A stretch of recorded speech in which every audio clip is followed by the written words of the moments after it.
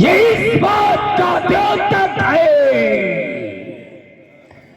कि राजा जनक स्वार्थ से ओतप्रोत होकर के ऐसे ऐसे कर रहा है। हाँ। स्वार्थ में डूबा हुआ जनक देवादिदेव महादेव भगवान भोले भावन शंकर के पावन पिनाक पर आधारित होकर लिया गया निर्णय केवल सिद्धथ जनक ही नहीं अपितु ये सारा का सारा समाज ही स्वार्थ में डूबा हुआ है। उदयराजेंद्र स्वार्थ का वशीभूत देवगुरु पद पर प्रतिष्ठित विश्व रूप का शीश काट देता। देव गुरु पद पर प्रतिष्ठित विश्व रूप का शीश काट देता है। हाँ, ये देवता अपने आराध विश्व का शीश कटवा देते हैं स्वार्थ के वशीभूत, और वो स्वयं विश्व स्वार्थ के वशीभूत मात्र पद प्रतिष्ठित ख्याति का शीश काट देते हैं। ख्याति का शीश काट देते हैं। सारा का सारा आवा का आवा गड़बड़। तो अब मैं कहने के लिए विवश कि गर्जे तो खूब, बातें तो बड़ी धर्म की, लेकिन कर सब गड़बड़। ये गर्जे तो खूब पर बरसे ना एक बूंद, ये कोरा हिमान इन मेघों में है। यहां जो कहा सो किया, जो दिया सो दिया, ये खलल और गुमान इन मर्दों में है। मिथुन समाज में सम्मानित दशरथ जी का शुभागमन, शुभ आगमन के उपरांत राजा जनक के द्वारा अभिवादन, तदुपरांत समाज में एक उद्बोधन के मूल में रावण जी ने दो आधार बनाए। पहला आधार बनाया कि जो धर्म का शोषक है उसके प्रति मिथिला का राजा कृत हो रहा है, और जो धर्म के पोषक हैं उनके प्रति ये व्यवहार अर्थात उन्हें बलवेदी पर चढ़ा दिया गया है। दूसरे प्रस्तुतिकरण में श्री रावण जी ने प्रस्तुत किया, और वो प्रस्तुति इनकी अपनी प्रवृत्ति के अनुसार है, अपने स्वभाव के अनुसार है, क्योंकि उस प्रवृत्ति के द्वारा प्रस्तुतिकरण में इन्होंने आधार देवताओं को बनाया। वो स्वार्थ के वशीभूत देवराज इंद्र अपने आराध्य विष्णु का भी शीश कटवा देता है। वो स्वार्थ में अंधे देवता अपने स्वार्थ के कारण अपने गुरु के पद पर प्रतिष्ठित गुरु का शीश काट देता है। वो स्वार्थ में अंधा विष्णु मात्र पद पर प्रतिष्ठित अपनी माता का शीश काट देता है। बढ़िया, क्योंकि इनकी प्रवृत्ति है और प्रवृत्ति के अनुरूप ही इनका प्रस्तुतिकरण है। क्योंकि ये तो कहते हैं हमरे बैरी विबुध बरूथा, देवता अगर हमारे विरोधी हैं तो विरोधी का काम ही है दूसरे विरोधी की कमी निकालना, क्योंकि उसको गुण नहीं दिखाई देते, उसके दोष ही दिखाई देते हैं। रावण जी को देवताओं के सिर्फ दोष और दोष ही दिखाई पड़ रहे हैं। जनक जी ने आपका स्वागत सम्मान किया, ये जनक जी की प्रवृत्ति है, ये स्वभाव है उनका। रावण जी ने उसके प्रत्युत्तर में वो उत्तर प्रस्तुत किया। ये रावण जी की प्रवृत्ति है। जैसे एक साधु नदी में स्नान कर रहे थे, स्नान करते करते सहसा उनका ध्यान एक बिच्छू, बहती हुई बिच्छू की ओर गया। तो उनके मन में स्वभाव के अनुकूल हृदय परिवर्तित हुआ। उन्होंने विचार किया कि चलो इस बिच्छू को पानी से निकाल के बाहर फेंक दे। तो क्योंकि उनकी स्वभाव प्रवृत्ति थी, संत स्वभाव थे, जीव की रक्षा करना, उन्होंने बिच्छू की जान बचाने का प्रयास किया। लेकिन बिच्छू ने अपने स्वभाव का परिचय दिया, उसने साधु को डंक मारी दिया। ठीक वही रावण जी का व्यवहार मिथिला में हुआ। जनक ने अपने स्वभाव के अनुकूल आपके आगमन को कृत कहा और रावण जी ने जनक को चलिए बढ़िया, अब आए हैं हम भी, चलो इसी श्रृंखला में कुछ बढ़े, स्वागत सम्मान करें। क्यों? क्योंकि ये हमारे भी संस्कार हैं, ये हमारी भी संस्कृति है, ये हमारी सभ्यता है, ये हमारे आचार विचार हैं। हमें उन सब का अनुपालन करते हुए आने वाले आगंतुक के स्वागत में अपने श्रद्धा के सुमन समर्पित करने चाहिए। क्योंकि आप साधारण व्यक्ति नहीं हैं। रावण नाम वीरवर बंडा, रावण नाम के प्रचंड श्रेष्ठ वीर हैं आप। और सिद्धांत कहता है कि वीर वीरेण पूजते, एक वीर को दूसरे वीर की पूजा करनी चाहिए। आप भी महाबल, हम भी महाबल। एक और बड़ा महत्वपूर्ण कारण है कि हम आपके प्रति अपनी श्रद्धा व्यापित करें, क्योंकि आप हमारे मान्य के भी मान्य हैं। हमारी बुआ की बेटी वज्र ज्वाला आपके छोटे भाई कुंभकर्ण को ब्याही हुई है, तो मान्य के भी मान्य हैं। स्वागत सम्मान करना हमारा नैतिक धर्म है। मिथिला की पावन भूमि पर रक्त संस्कृति का प्रचार प्रसार करने वाले राजेंद्र पुलस्त वंश के कुलदीपक मां केक्षी के गोद के त्रिशूल सम्मानित दशानंद जी, आपका अभिनंदन है, स्वागत है। बड़ा मुस्कुरा रहे हैं, चरणों में कोटि कोटि बंधन है, स्वीकार बंधन है, शुभाशीष, स्वागत है, धन्यवाद। सम्मानित दशानंद जी कहे, मैंने आपके उद्बोधन को सुना, अच्छा लगा, सहमत नहीं हूं। अच्छा बुरा तो विषय खत्म है, सहमत ही नहीं है उससे। अब क्यों सहमत नहीं है वो विषय में रख रहा हूं। आपने यद्यपि 5 बिंदु दिए समाज में, हम क्रमशः 2 विषय को लेकर के आपके साथ यात्रा शुरू कर रहे हैं। क्योंकि अगर सभी विषयों पर यात्रा शुरू करेंगे तो लंबी वार्ता होगी और समाज को भी उसका रस नहीं मिलेगा। हम उसमें से 2 विषय ले लेते हैं, अगर अवसर के साथ अवसर मिलेगा तो आप और हम उसको आगे बढ़ा करके जोड़ लेंगे और समाज को पूर्ण आनंद देने का प्रयास करेंगे, है ना। सबसे पहला विषय आपने कहा कि धर्म के शोषक का आगमन तो राजा जनक करत और धर्म के पोषक के साथ ये व्यवहार बलवेदी पर मैं ये नहीं समझ पाया कि इनके द्वारा ऐसा कौन सा धर्म किया गया। दूसरी बात आपने कहा कि ये स्वार्थ के अंधे ये देवता अपने आराध्य का भी शीश कटवा दे। ईमानदारी से बताना कि शीश कट गया था कि शीश कटवाया गया था।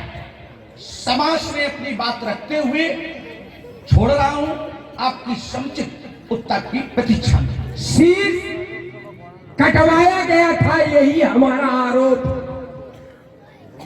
तो उसमें पूछने की आवश्यकता क्या है? यही हमने कहा था, वही पुनः चलिए कहते हैं। हाँ, नहीं, बोलिए। दूसरी बात आपने कहा कि इन्होंने कौन सा धर्म का कार्य किया। अरे सबसे बड़ा तो धर्म के मूल के हाथों में रहे, इससे बड़ा धर्म का कार्य भी नहीं हो सकता। धर्म के मूल भगवान शंकर, मूलम धर्म तरोर विवेक जलते पूर्णमानंदम। भगवान शंकर धर्म के मूल, और ये उनके हाथों में, या हाथों की शोभा या उनके सहयोगी, तो धर्म बड़े अल्प विराम। चलिए बढ़िया। पहली बात आपने कहा कि शीश कटवाया गया, तो अब फिर हमारा एक विषय जन्म लेता है कि ये स्थिति कैसे उत्पन्न हो गई। अच्छा नया दिन भाई देखो उसी में यात्रा कर रहे हैं बिल्कुल समाज में। कैसे उत्पन्न? हाँ, ये स्थिति कैसे उत्पन्न हो गई कि ईमानदारी से शीश कटवाने के लिए ही देवताओं ने प्रयास किया था। दूसरी बात, आपने कहा कि ये धर्म के मूल जो है उनके हाथों की शोभा है, उनके परिवार के सदस्य हैं। हाथों की शोभा का हम जोड़ दे परिवार के सदस्य नहीं, परिवार के सदस्य होना विषय अलग। अच्छा ये हाथों की शोभा, चलिए इसी को ले लो, इसी को ले लो। तो ये भगवान शंकर धर्म के मूल है, उनके हाथों की शोभा, इस कारण ये धर्म के पोषक हो गए। इससे धर्म के पोषक सिद्ध नहीं होंगे। जैसे आपका ब्राह्मण के घर में जन्म हुआ लेकिन आपको ब्राह्मण का पद नहीं मिल पाया। भाई आपको ब्राह्मण के घर में जन्म तो हुआ लेकिन कहा निशाचर ही गया, किसी ने आपको ब्राह्मण नहीं कहा। तो इसका ये अर्थ नहीं हुआ कि जो जिसके साथ रह रहा है तो उसके अनुकूल ही उसको जोड़ा जाएगा। विषय ये हमारा था कि धर्म के मूल के हाथ में रहने से धार्मिक नहीं होंगे। व्यक्ति के कृत्य ही उसके उद्देश्य को परिभाषित करते हुए उसे ये प्रस्तुत करते हैं कि ये किस श्रेणी का व्यक्ति है, उसके कृत्य और कृत्य का उद्देश्य। वास्तव में इनके द्वारा धर्म के पक्ष में कोई कृत्य किया गया। छोड़ रहा हूं, यात्रा करे। कह रहे धर्म के मूल के ये हाथों में है तो इससे धर्म इनके सिद्ध नहीं होता। कल उसका आरोप लगा दिया हमारे ऊपर, कल आपका जन्म ब्राह्मण घर में, ये विषय क्या इससे जुड़ता? धर्म के मूल भगवान शंकर मैंने जो बात कही थी और उनके ये हाथों की शोभा, हाथों की शोभा, तो जो हाथों की शोभा है अर्थात उनके द्वारा जो कृत्य किए जा रहे हैं उसमें बराबर के सहयोगी, और तभी लिखा गया ये स्वरूपाय जटाधराय पिनाक हस्ताय सनातनाय दिव्याय देवाय दिगंबराय तस्मै यकाराय नमः शिवाय। भगवान शंकर के पंचाक्षर मंत्र के साथ ही जोड़ा गया। तुम जने कहां से क्या जोड़ते तो सीधे सीधे जोड़ो, जुड़े। हाँ, एक प्रश्न और दागा गया आपके द्वारा कि ये कैसे उनका शीश कटवाने में उनका क्या करते, वो विषय पूरा ला करके खड़ा किया। देखिए मैं आपको यात्रा करा रहा हूं, सुने। जिस समय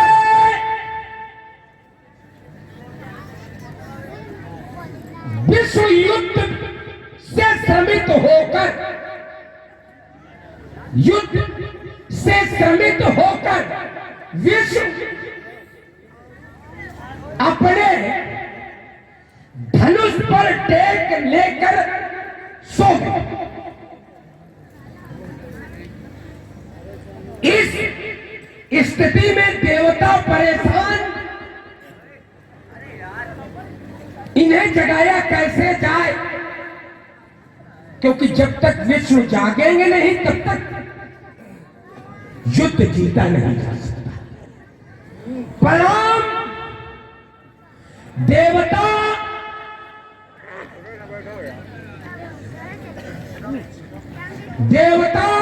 देवताओं ने एक तुच्छ जीव जिसे दीमक कहते हैं से निवेदन किया कि यदि आप इसकी प्रत्यंचा को काट दो, प्रत्यंचा को काट दो तो क्या होगा?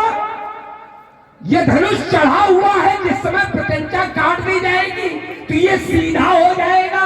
परिणाम स्वरूप विष्णु की नींद समाप्त हो जाएगी।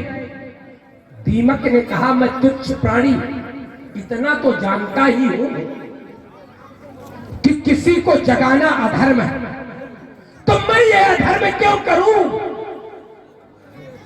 देवताओं ने कहा कि अगर तुम ये अधर्म करोगे, लालच दिया,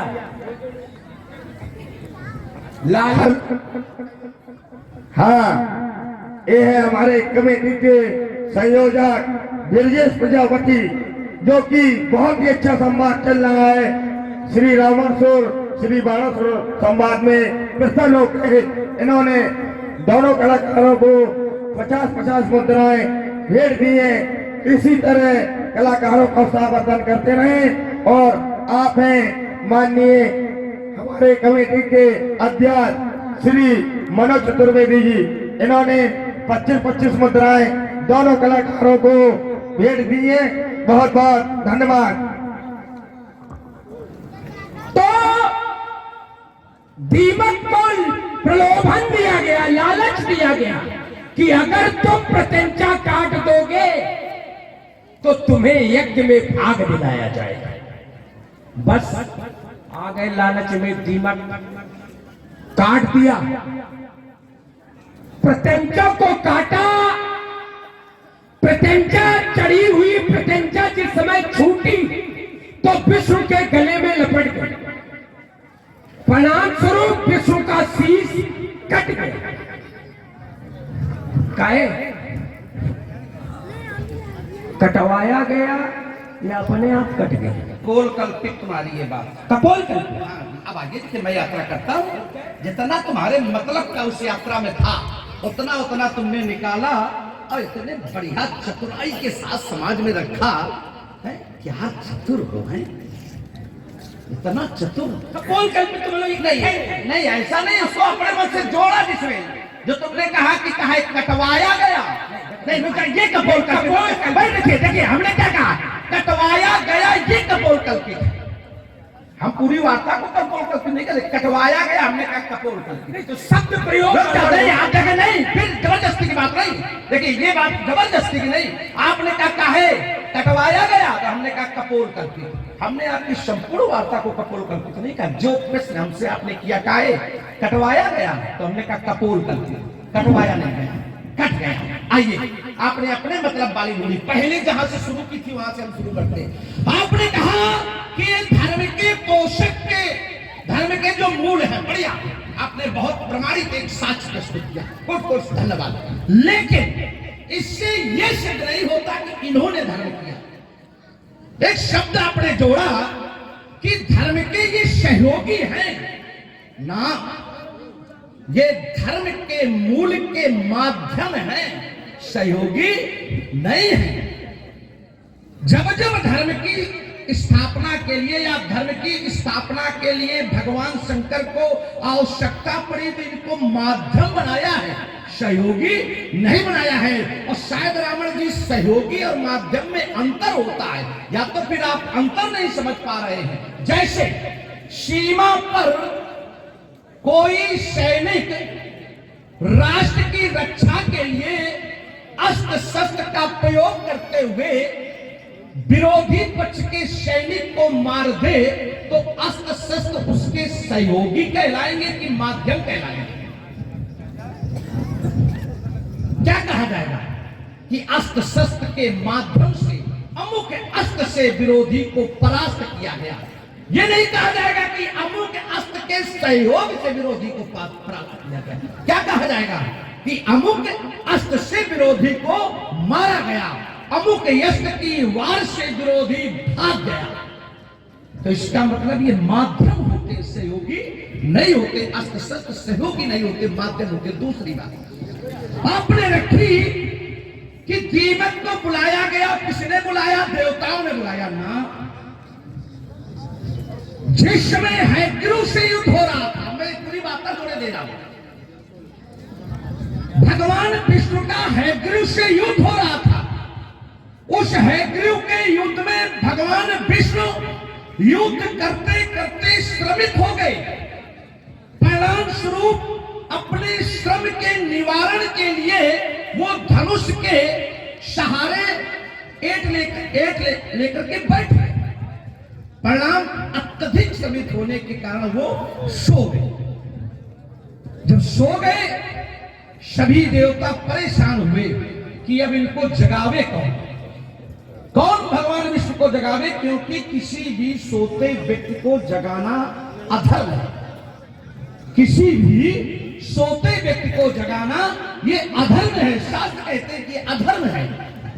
सभी देवता परेशान हुए, ब्रह्मा जी के पास। ब्रह्मा जी से अपना अनुनय विनय प्रस्तुत किए। ब्रह्मा जी ने कहा परेशान न हो। उन्होंने दीमक को बुलाया। आपने कहा देवताओं ने बुलाया ना, देवताओं ने ब्रह्मा जी से अनुनय विनय की, फिर ब्रह्मा जी ने दीमक को बुलाया। आपने कहा कि दीमक को लालच दिया गया ना, दीमक ने मांगा। देखिए, किसी की तरफ से प्रस्ताव देना और किसी की तरफ से प्रस्ताव कार्य के बदले मांगना, दोनों में अंतर है। दीमक से तो बुलाया गया कि तुम इस प्रत्यंचा को अगर काट दो तो भगवान विष्णु जाग जाएंगे। दीमक को काट लिए बुलाया गया था, जगाने के लिए। सर कटवाने के लिए दीमक को नहीं बुलाया गया था। काहे बुलाया गया था? जगवाने के लिए। परिणाम स्वरूप दीमक ने कहा कि मैं तो बहुत तुच्छ प्राणी हूं। शास्त्र में वर्णन आया है कि दीमक ने कहा मैं बहुत नीच प्राणी हूं, बहुत नीच जीव हूं, और ये अधर्म आप हमसे करा रहे हैं। हमको इसके बदले में क्या मिलेगा? अगर मैं ये अधर्म भी करूं तो हमको इसके बदले में क्या मिलेगा? तो ब्रह्मा जी ने कहा, क्या कहा? तुम ये कृत्य करो, अधर्म करो, इसके बदले में तुम्हें यज्ञ में भाग मिलेगा। और तब से दीमक को यज्ञ में उस हिस्से में भाग मिलने लगा जो आहुतियां देने के बाद बाहर हब गिर जाता है, उसमें दीमक लग जाता है और वही दीमक ग्रहण करता। तब से दीमक को यज्ञ में भाग मिलना शुरू हो गया। काहे? दीमक काहे के लिए बुलाया गया था? कटवाने के लिए कि जगाने के लिए? और फिर दीमक ने जैसे ही प्रत्यंचा को काटा, क्योंकि प्रत्यंचा चढ़ी हुई थी, कटते ही प्रत्यंचा और विष्णु की शीश में वो लपट गई और विष्णु का शीश कट गया। आइए महत्वपूर्ण विषय देखिए, यहां है। अगर हम अमुक व्यक्ति की हत्या के लिए किसी को बुलावें और वो व्यक्ति उस व्यक्ति की अगर हत्या कर दे तो हम प्रसन्न होंगे कि दुखी होंगे? जरा समाज को ध्यान देना। आप अगर किसी व्यक्ति को बुलावें कि अमुक व्यक्ति की हत्या करनी है और वो व्यक्ति उस व्यक्ति की हत्या कर दे तो आप प्रसन्न होंगे कि दुखी होंगे? प्रसन्न होंगे। वहां पर हुआ क्या? जब विष्णु का शीश कट गया तो देवता जोर जोर से रुदन करने लगे, रोने लगे कि अब तो हमारे आराध्य का शीश कट गया है। और देवताओं को रोते हुए सुन करके माता वहीं पर प्रकट हो गई, लक्ष्मी माता। बोली कहा, देवताओं पुत्रों तुम रो मत, क्योंकि मैंने तो पूर्व में इन्हें एक श्राप दिया था कि एक समय ऐसा आएगा कि अचानक तुम्हारा शीश कट जाएगा। उसी श्राप का परिणाम है कि इनका शीश कट गया है। ब्रह्मा जी ने भी अपने देवताओं से कहा, पुत्रों ये होना ही था। क्यों होना था? इस वजह से होना था क्योंकि हैग्रीव को एक वरदान था पराशक्ति माता से। हैग्रीव एक वरदान था पराशक्ति माता से कि तुम्हें तुम्हारे रूप वाला ही मारेगा, वध करेगा। इस कारण ये होना ही था। और उसी समय बुलाया गया अश्विनी कुमार को। श्री रावण जी एक ग्रंथ में वर्णन आया है कि नीले घोड़े को बुलाया गया, लेकिन जो भी हो अश्विनी कुमार को बुलाया गया। अश्विनी कुमार का धन्वंतरी वैद्य ने शीश काटा और वो अश्विनी का शीश भगवान विष्णु को लगाया गया। और फिर भगवान विष्णु ने हैग्रीव से युद्ध करके हैग्रीव का वध किया और फिर वो शीश फिर काटा गया। देखिए, फिर काटा गया और फिर धन्वंतरी ने अश्विनी कुमार का शीश अश्विनी कुमार को लगाया और भगवान विष्णु का शीश भगवान विष्णु को लगाया। ईमानदारी से बताओ, दीमक काहे बुलाई गया है? जगाने के लिए। तो फिर काहे का दोष लगा? और अगर कट गया तो दोषी कौन होगा? कौन? जिसने जगाने के लिए बुलाया, दोषी कौन? वही तो होगा। एक बात रुके, एक नई बात लेकर के आयो। अश्विनी कुमारों का अश्विनी, अश्विनी कुमार अश्विनी कुमार एक हुई तो का दोनों के शीश काटेंगे, दुई लगाएंगे। अब तुम प्रश्न करो, हम उत्तर देंगे। हम तो सीधे पूछ रहे कि भाई दो शीश लगाएंगे, क्योंकि अश्विनी कुमार तो दो हैं। बोलते रहो। मैंने बोल क्या, हम तो सीधे रुक के पूछ रहे हैं। देखो कैसे चारों खाना, इसमें भी खेल होगा अभी। हाँ, ये अभी देखो, तुम बोलो तो इसमें नहीं, खेल अवसर दे रहे, होगा। सोच ले फिर हम बता रहे हैं। अश्विनी कुमार, एक बात कि अश्विनी कुमार दो थे, शीश काट के लगाया गया तो दोनों का लगाया गया ना, एक शीश लगा। अब अश्विनी कुमार दो है, शीश एक लग रहा है, या तो बराबर। ये तो जब एक ही क्षण, अगर हमारी बात से आप यात्रा कर रहे हैं, ईमानदारी से बताना, दो अश्विनी कुमार हैं तो उनके दो के नाम होंगे। तो किस अश्विनी कुमार का शीश लगा, तब हम जाने कि तुम्हारी बात के साथ सहमति कर रहे हो, नहीं तो फिर बोल कर भाई ये आपने कहा, विषय आपका है तो बताओ तुम नाम। हम चलो हम बता, हम नाम बोलो के हम बताए दे।